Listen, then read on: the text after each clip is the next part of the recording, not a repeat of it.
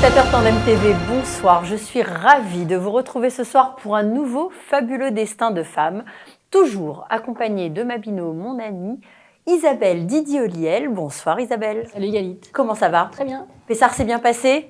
Magnifique. On repart sur les chapeaux de roue. Ouais. Alors ce soir, Isabelle, on va voyager dans le temps, 16e siècle, Renaissance, toute cette époque-là, à la découverte du fabuleux destin d'une grande dame de la Renaissance. Alors, Isabelle, moi j'en dis pas trop. Dis-nous, toi, de qui on va parler ce soir. Alors oui, ce soir, on va partir très loin. Ce soir, Galit, on part à la découverte d'une femme fascinante, fabuleuse, une philanthrope qui a acquis un bail sur la ville de Tibériade auprès du sultan Suliman le Magnifique et qui, 400 ans avant Herzl, établit une autonomie juive en terre d'Israël. Alors ce soir, on va raconter le parcours de Dona Gracias Mendes Nassi. Oh là là, quel nom! Doña Gracia Mendes Nassi. Ah, j'adore, moi tu sais bien les accents. Alors, en préambule, Isabelle, on va rappeler une date, une année, 1492. Alors oui, 1492, c'est une année spéciale pour le monde, c'est la découverte de l'Amérique. Mais pour le peuple juif, eh bien, c'est une année terrible, puisque Ferdinand et Isabelle la catholique sont rois d'Espagne, ils reprennent le pays de l'Espagne, et l'Espagne qui était sous les mains des musulmans pendant 715 ans. Alors, sous domination musulmane, les Juifs sont quand même très heureux en Espagne, il faut le dire. On parle même d'un âge d'or à l'époque pour les Juifs. Et quand Ferdinand et Isabelle reprennent, donc accèdent au pouvoir, ils découvrent une communauté juive très unie, très riche. Ils craignent leur force et décrètent que toutes les personnes vivant en Espagne doivent soit se convertir au catholicisme, au christianisme, soit quitter le pays sans attendre, sans aucun délai. Alors les convertis deviennent quand même la cible de l'Inquisition, même si ils ont cédé et ils sont persécutés. Beaucoup vont fuir, notamment vers le Portugal tout proche. Alors on appelle ces juifs convertis au christianisme des conversos. Oui, alors, ce sont 60 000 personnes qui vont émigrer donc, à la fin du XVe siècle. Et parmi elles, eh ben, se trouvent deux familles qui vont être nos héros ce soir, Galit. Alors, la famille Nassi et la famille Benbenisti qui sont apparentées. Alors, les Benbenisti sont deux frères, Tsemar et Meir Benbenisti. Benbenist, on dit Benbenist ou Benbenisti. Moi, je dis Benbenisti, c'est... Voilà. Et quand ils se sont convertis, ils ont changé leur nom, ils sont devenus Don Francesco Mendes et Don Diego Mendes, donc ces deux frères, et ce sont alors de riches marchands qui importent des pierres précieuses et aussi des épices depuis l'Inde et la Chine.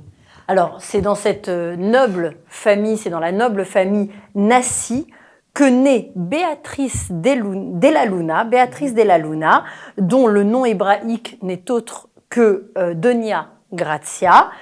Elle naît le 20 juin 1510 à Lisbonne, Gracia étant l'équivalent de Hannah en hébreu ou en portugais, voilà, l'un ou l'autre. Son père, c'est le docteur Agostino Miques, qui, avant de se convertir, s'appelait lui donc Shmuel Nassi, et qui enseignait la médecine à l'université de Lisbonne. Eh oui. Alors en 1528, donc Béatrice Luna Dona Gracia, elle a 18 ans, et là elle va se marier avec Francesco Mendes, et qui est, qu'on a dit auparavant, parce qu'on comprenne bien, qui auparavant était Tsemar Benbenisti, et lui il a 48 ans. Donc, une sacrée différence d'âge.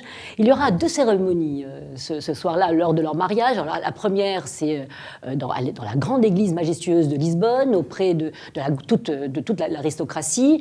Et même le roi Manuel va venir honorer ce mariage. Et puis, la deuxième cérémonie, où le couple va être emmené dans une cave secrète. Et là, ils vont se marier selon la halakha, les coutumes juives, enfin, la tradition juive.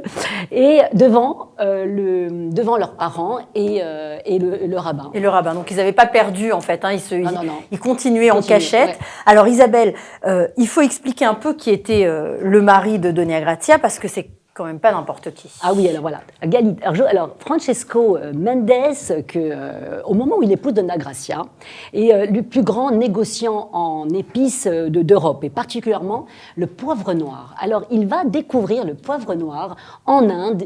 Maïmonide... Il a découvert le poivre noir en Inde parce que Maïmonide disait que le sel contribue à tuer les gens plus rapidement. Les gens mouraient jeunes à cause du sel. Et lui, il va découvrir qu'en Inde, les gens vivaient très âgés. Donc il va comprendre que le poivre, parce que là-bas, il conservait la viande avec le poivre noir et non avec le sel. Donc il va comprendre que le poivre noir fait vivre longtemps. Il va conclure un marché avec le roi du Portugal. Il va devenir l'importateur exclusif du poivre noir en Europe. Mais lui, il va le vendre en tant que médicament qui permet de vivre donc plus longtemps et non en tant qu'épice. Et là, lui qui était déjà un riche marchand est devenu le plus riche marchand du monde à cette époque. Il possède aussi une des plus grandes banques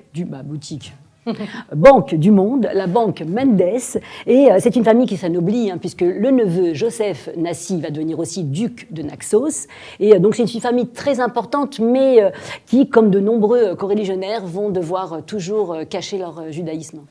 Alors pour Dona Gracia, son mariage juif dans cette cave est un des premiers événements qui lui fait réaliser vraiment qu'elle est véritablement juive. Ce que ça veut dire que d'être juive, que sa mère et son père sont juifs et que c'est finalement son destin d'être une juive.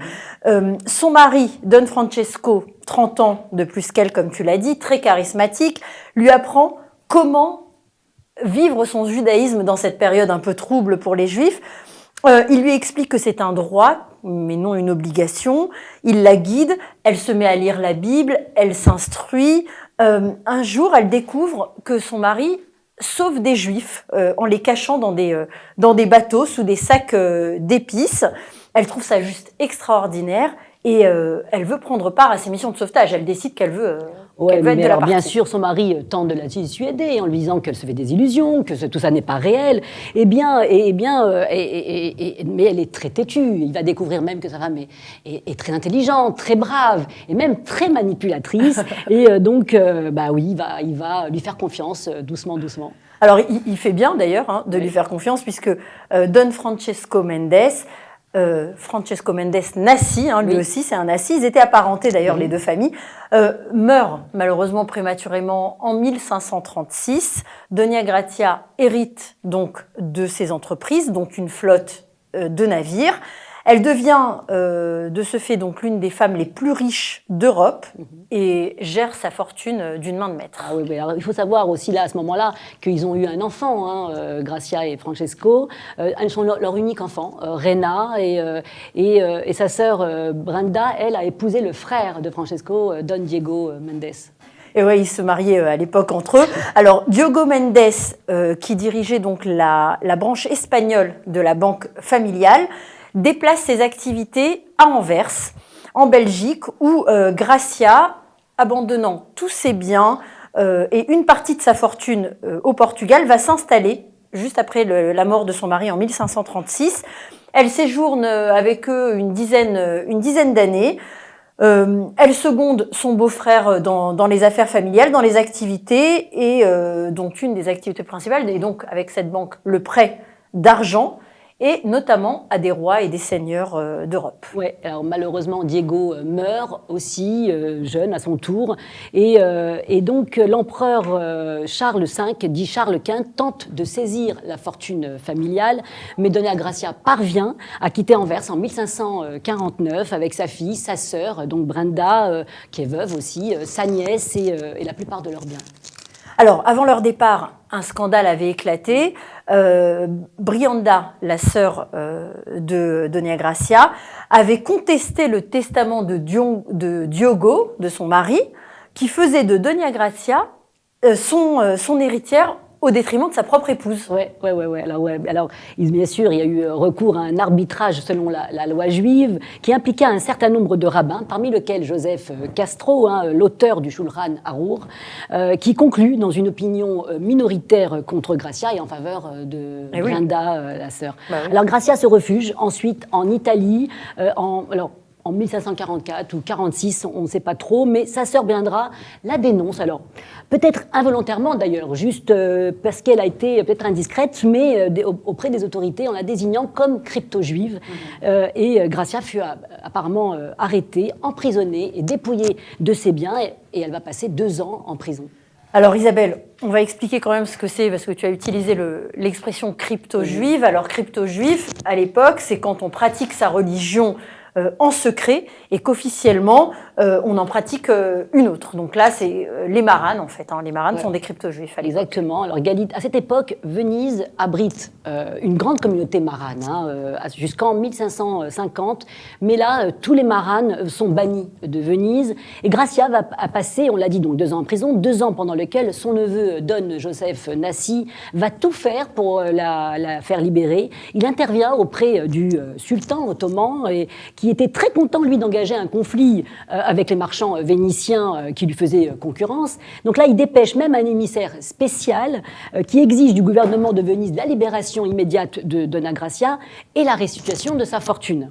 Alors, il parvient à ses fins, mais après 2 années de négociations et de menaces de guerre, finalement relâché, Donna Gracia va trouver refuge à Ferrare, une ville italienne, où elle peut enfin pratiquer librement sa foi juive. Oui, alors on réalise pas, mais en fait c'était les stars de l'époque, parce que son neveu, qui peut intervenir auprès du sultan, enfin c'était vraiment des stars à l'époque. Ouais. Alors Ferrare, tu l'as dit, elle se réfugie là-bas. C'est une cité qui faisait partie d'un ensemble de lieux appelés terres de liberté, voire terres de judaïsme. C'est-à-dire que ce sont des villes où le judaïsme était soit officieusement toléré, soit franchement accepté, et où les juifs étaient reconnus comme tels. Il y avait donc Amsterdam, Hambourg, Venise, Livourne, et une partie de l'Empire ottoman comme Smyrne ou Salonique, où il y avait une très très grande communauté juive.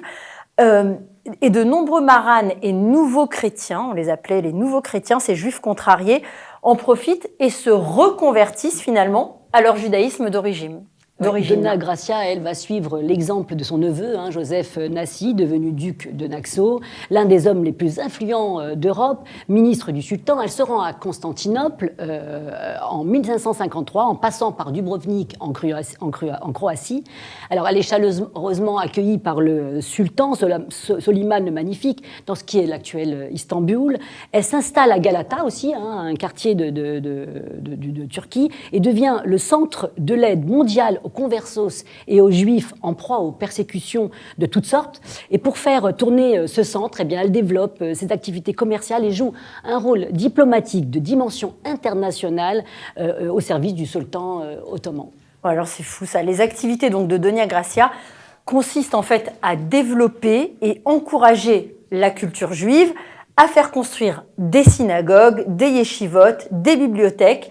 Elle incite son neveu Joseph à soutenir notamment les érudits talmudistes de cette yeshiva à l'époque immense, enfin très connue, qui est la yeshiva de Constantinople.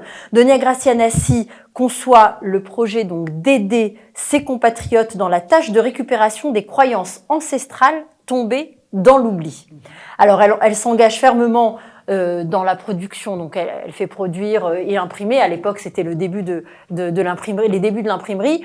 Donc elle produit des livres juifs, elle les rend accessibles à la majorité des membres de la communauté. Elle soutient financièrement des éditeurs séfarades et commandite même, c'est elle qui va commanditer cette fameuse Bible ladino, la Bible de Ferrare, écrite en judéo-espagnol, la Biblia en lengua española, est destinée en fait aux descendants des Juifs chassés d'Espagne qui avaient trouvé refuge en Italie après de pénibles péripéties et qui avaient finalement, au fil des ans, perdu l'usage de l'hébreu. Alors, Galit, elle aide les Juifs partout où elle le peut. Et c'est en 1555 que son action pour le peuple juif va culminer.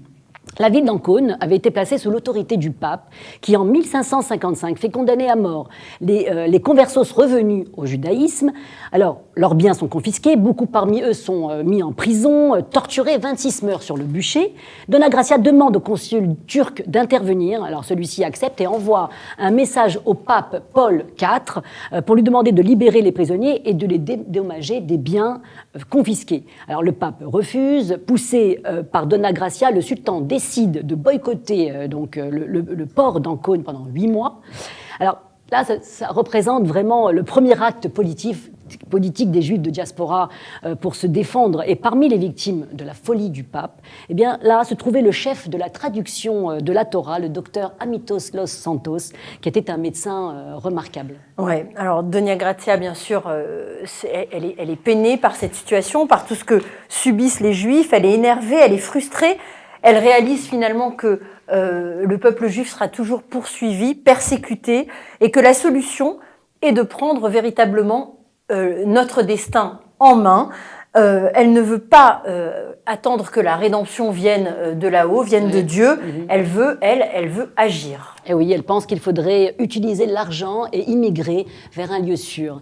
Alors, il n'y a qu'une seule terre dans le monde où les Juifs sont connectés par leur histoire, leur croyance et leur foi, c'est la terre d'Israël. Et elle réalise que si elle veut acheter la terre d'Israël pour les Juifs, elle doit s'adresser directement au chef de l'Empire ottoman et se rend au palais de sultan Suleiman le Magnifique. Alors, Suleiman le Magnifique accepte de la recevoir, donc encore une fois, c'est vraiment la star du moment. C'est une visite tout à fait officielle et Dona Gracia arrive donc le visage couvert d'un voile. On a tous ces images qu'on voit dans les films, tout simplement parce qu'une femme n'a pas le droit de voir le visage ou de regarder en tout cas le sultan dans les yeux. Elle annonce vouloir acheter une terre pour le peuple juif. Le sultan lui propose la Hongrie. Elle refuse. Il lui propose une partie de la Roumanie. Elle refuse.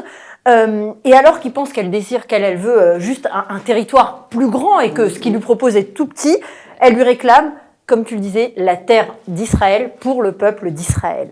Alors immédiatement, le sultan refuse, ça c'est la première réaction. Il lui refuse Jérusalem. Il lui refuse pas tout, il refuse Jérusalem. Il lui dit non, pas pour Jérusalem. Elle s'y attendait et du coup, elle lui demande la ville de Tibériade, sur les bords de la Kinneret, et 7 villages autour de la ville. Alors le sultan est suspicieux, il soupçonne Dona Gracia d'avoir, il sait la femme d'affaires qu'elle est, il la soupçonne d'avoir découvert des mines de diamants, de l'or, des richesses naturelles. Il envoie des émissaires sur place avant d'accorder, et puis évidemment les émissaires ne trouvent rien. Et en 1558, le sultan Sélim II, fils donc de Soliman le Magnifique, accorde finalement à Dona Gracia un bail à long terme sur la région de Tibériade et en 1561, le sultan offrira cette partie donc de la Terre Sainte qui appartient à l'époque donc à la Syrie ottomane à Joseph Nassi, neveu de Dona Gracia, qui deviendra alors seigneur de Tibériade. Et oui. Alors c'est là ce que le sultan ne savait pas, mais que Dona Gracia, elle, savait, c'est que dans la mémoire du peuple juif, Tibériade est la deuxième ville sainte pour les Juifs. Après la destruction du Second Temple, le Sanhédrin, le parlement juif, s'est déplacé pour finalement s'installer à Tibériade. Et pendant 800 ans, eh bien, Tibériade était officieusement la capitale spirituelle du peuple juif. Et pendant 800 ans, ce fut Tibériade qui fut décidée la halacha. C'est à Tibériade que fut décidée la halacha, c'est-à-dire les règles de la vie juive. Et tout se décidait à Tibériade. C'est là-bas qu'a été scellé le Talmud de Jérusalem, la grammaire juive que l'on utilise encore aujourd'hui, et même les Kohanim étaient établis à Tibériade. C'est là que les Juifs sont devenus le peuple du livre, parce que Jérusalem a appris aux Juifs les sacrifices et comment être juif dans le temple. Mais Tibériade leur a appris à comment être juif avec le livre. Et c'est à Tibériade que nous sommes devenus le peuple du livre et non plus le peuple du temple. Alors avec l'aide du sultan et de son neveu, elle fait reconstruire donc des villes, ces villes qui étaient finalement abandonnées, qui n'étaient plus rien. Son objectif est que les réfugiés juifs puissent s'y installer s'ils le souhaitent. Elle veut faire de Tibériade un nouveau foyer majeur de peuplement, de négoce et de formation juif. Alors, il faut quand même dire que Don Joseph son neveu était ministre des Affaires étrangères donc du sultan et qu'il avait épousé la fille de Donia Grazia, donc sa cousine finalement. Tout cela, c'est une grande affaire de famille. L'histoire retiendra très longtemps Don Joseph comme l'initiateur de ce grand projet d'établir une autonomie juive à Tibériade. Et oui, alors c'est clairement une gloire que mérite Donna Gracia. Rappelons que c'est la femme la plus riche du monde et une redoutable femme d'affaires. À cette époque, la région de Tibériade était un village désaffecté, presque inhabité, et ce n'était donc absolument pas une démarche intéressée de sa part que de Donna Gracia. Elle voulait vraiment offrir un refuge à cette population persécutée des crypto-juifs, et elle a initié la construction des murs de la ville de Tibériade, dont on peut encore voir les vestiges. Aujourd'hui. Et en fait, Donia Grazia, elle s'est retrouvée donc au centre de la première épopée sioniste, 300-400 ans avant Théodore Herzl. Oui, mais ce qui est bizarre, c'est que finalement, peu de Juifs ont répondu à l'appel de Donia Grazia de s'installer en terre d'Israël. Oui, ils avaient peur de quitter ce qu'ils connaissaient pour une terre inconnue. Et donc, elle est morte avant de voir l'accomplissement de son rêve. Et lorsque Donia Grazia décède, Joseph Nassi, son neveu, qui avait, du fait de sa position et de son amitié avec le sultan, tous les moyens de créer une autonomie, une entité juive autonome en terre d'Israël, lui, il a préféré s'installer à Chypre. Il n'avait ni la vision, ni la conscience politique juive de sa belle-mère, de sa tante aussi. Oui, la grande vision, oui, parce que c'était sa belle-mère et sa tante. Alors, la grande vision politique juive de Donia Grazia, malheureusement, tu le disais, n'a abouti à rien, finalement. Oui, et malheureusement, comme tu dis, elle n'a vraiment pas lésiné sur les moyens. Elle a fait venir 30 000 ouvriers de Damas et de Turquie pour construire la cité. Ils ont construit le mur autour de la ville, des maisons, des synagogues, une école talmudique, tout ce qui pouvait permettre une vie juive complète. Elle a aussi fait construire un petit palais parce qu'elle se voyait être comme la reine du peuple juif. Et elle a appelé les Juifs à venir, mais ils ne se sont pas précipités. Ils avaient peur de ce nouvel endroit. Pourtant, elle a voyagé de pays en pays, de lieu en lieu, pour les convaincre de venir. 200 personnes seulement sont venues s'installer à Tibériade. Ouais. C'était un début, mais malheureusement, elle était malade et elle est retournée à Istanbul, où elle est décédée le 3 novembre 1569. À l'âge de 59 ans. Le poivre noir n'a pas eu le temps d'agir. Elle conservait peut-être pas suffisamment bien sa viande. En tout cas, c'était déjà un bel âge pour l'époque. Oui. Alors, une vie extraordinaire, une vie d'aventure, de voyage pour une femme vraiment extraordinaire. Elle sera pas passée loin quand même de la réalisation de son rêve d'offrir un foyer au peuple juif pour qu'il puisse finalement vivre libre sur sa terre. Et pratiquer leur foi. Oui, c'est vrai, elle a ouvert la voie en fait, vers une nouvelle pensée, vers cette idée que les Juifs doivent venir en Israël, s'installer et commencer une nouvelle vie. Elle voulait que les Juifs soient indépendants et qu'ils cessent d'être toujours sous la tutelle des rois. Elle voulait que les Juifs vivent en lieu sûr, en terre d'Israël. Donia Grazia, était une femme incroyable qui a défié les rois, les papes, les sultans et a sauvé des milliers et des milliers de Juifs. Elle a fait construire plus de 50 synagogues partout dans le monde, a favorisé l'apprentissage de l'hébreu et l'étude de la Torah. Oui, alors l'histoire mettra du temps, l'histoire avec un grand H mettra du temps vraiment à reconnaître sa valeur et son rôle à Donia Grazia. Elle apparaissait tout au plus comme la belle-mère de Don Joseph Nassi, ce diplomate et homme d'affaires qui lui est resté comme celui qui voulait être le roi des Juifs dans son royaume de Chypre, pas de Tibériade. Il était duc de Naxos, tu l'as dit tout à l'heure. Alors qu'on sait aujourd'hui, grâce au travail des historiens, que c'est Donia Grazia qui décidait de tout et que Don Joseph n'était finalement que son émissaire et l'exécuteur de ses idées et de ses initiatives. Alors les historiens prétendent même qu'elle a été privée de la place qu'elle mérite dans l'histoire, juste parce que c'était une femme. Ouais. Aujourd'hui, l'histoire lui rend justice. C'est depuis la fin du XXe siècle. C'est très récent. Oui, très récent. Elle qui fut à peine connue durant les siècles suivants, redevient populaire. Et même une figure de culte de ces dernières années. On parle de plus en plus d'elle. Il y a eu des livres, il y a eu plein de choses. Alors, il y a eu des livres. Il y a eu en 1992, Israël lui a rendu hommage en réalisant un timbre à son effigie, qui montre donc le portrait de Donia Grazia tiré d'une médaille qui avait été frappée à Ferrare en 1551. Je pense d'ailleurs que c'est peut-être la seule représentation qu'on a d'elle.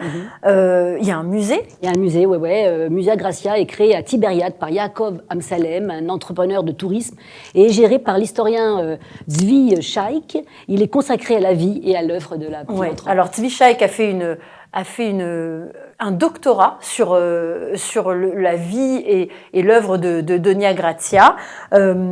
En 2001, il y a eu une pièce de théâtre qui a été faite pour elle. La ville de New York, pour le 500e anniversaire de sa naissance, donc en juin 2010, la ville de New York désigne un jour la journée Donia Grazia, suivie dans ce même mouvement l'année d'après par Philadelphie. Le gouvernement turc a parrainé une soirée Dona Gracia à New York et a également une exposition à Lisbonne. Il y a eu des conférences, des articles, des festivals. Il y a eu plein de choses. Alors vraiment, c'est une vie très riche, une vie juive. Et c'était important qu'on le fasse à ce moment-là. Eh bien, écoute, moi, j'ai pas été mécontente de travailler sur ça parce que finalement... dans cette période, c'est comme un pic de rappel, tu vois, sur l'histoire du peuple juif, des persécutions, et puis en cette période de Yom HaZikaron, de Yom HaShoah, de Yom HaSmaout, eh bien ça nous rappelle qu'on est en Israël et que c'est et un droit et une obligation d'être ici. Oui. Et donc c'était important d'en parler aussi, de rappeler. Et que rien n'est acquis. Rien n'est acquis. Même aujourd'hui sur sa terre, le peuple juif continue à se battre pour pour perdurer, pour exister, pour sa survie. Et alors, il y a un texte aussi qu'on voulait conseiller à nos téléspectateurs. C'est un texte en rime, comme un long poème. C'est un long poème qui relate vraiment toute sa vie. Toute la vie de Donia Grazia qui a été écrit par Alexandre Veil et qu'on vous encourage à rechercher sur Internet et à lire parce que c'est vraiment, il est très très bien écrit, c'est juste magnifique. Voilà Isabelle, un nouveau fabuleux destin qui se termine, une nouvelle personnalité. J'espère qu'on a donné envie aux téléspectateurs d'aller creuser un petit peu plus parce que c'est vraiment une personnalité complexe et très riche. Merci à toi. Merci à toi Gadi, c'était un plaisir. Rendez-vous au prochain épisode, au prochain destin, à la prochaine femme. À bientôt. On bouge, on change le décor. On verra. On n'a pas encore décidé, on a plusieurs idées en tête. Merci à vous de nous avoir suivis et de nous suivre toujours plus nombreux sur Tandem TV. À très bientôt pour un nouveau fabuleux destin, toujours avec Isabelle et avec une nouvelle femme. Au revoir, prenez soin de vous. Bye bye.